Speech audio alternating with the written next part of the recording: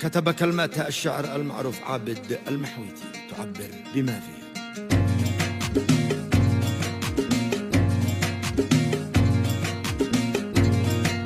يقول عابد حرام ما عاش حد زالي، وانا مغضب كواني الهجر والحرمان، شغاني قال كل لاجلك واشتري آلي، واكون حاجز على حبك مدى الازمان. اما لي الموت ولا القبر ولا لي، اما الغيري قسم ما ياخذك انسان. لا تحسب اني نسيتك يا هوى لالي، لا والله اني عجزت اتقبل النسيان، لا والله اني عجزت اتقبل النسيان، اتقبل النسيان. اما لي الموت ولا القبر ولا لي، اما لغيري قسم ما ياخذك انسان. تحسب اني نسيتك يا هوى بالي، لا والله اني عجزت اتقبل النسيان. اليوم جاني خبر قد شتت امالي، قالوا لي انك جابك مخطوب للجيران، جيراني عيان ولي حلة رحالي، نموت انا وانت ولا نلتقي عرسان، نموت انا وانت ولا نلتقي عرسان، نلتقي عرسان.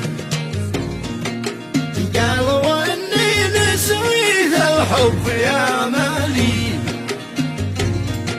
غلطان والقلب في يدك ولا قد خان، حطيت حتى حروفك رمزي جوالي، مفاجأة لك إذا حبيت يا فتان. شحر بالكل لجل الزين والغالي، وفجر الكل لجلك وقت العدوان.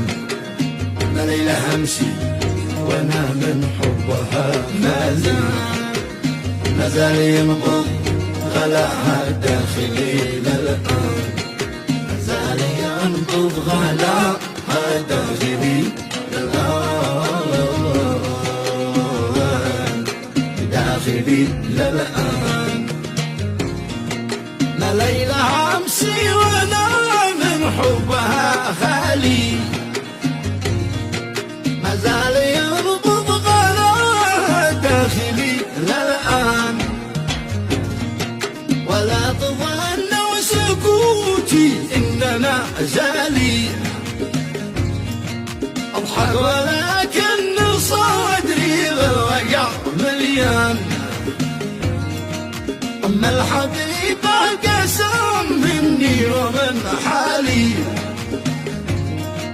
اسمح لإنسان غيري لو يكون ملكان، مهما كبر وخل لي المزيون بمالي، مهما توالوا علينا الأهل والأخوان. أما وتصبح حلالي واخر أمالي، ولا قلبنا فرحهم والزفاف حزن، ولا قلبنا فرحهم والزفاف حزن، والزفاف حزن. أما وتصبح حلالي واخر امالي، ولا قلبنا فرحهم والزفاف حزن. اشهد الله عن فعلي واقوالي،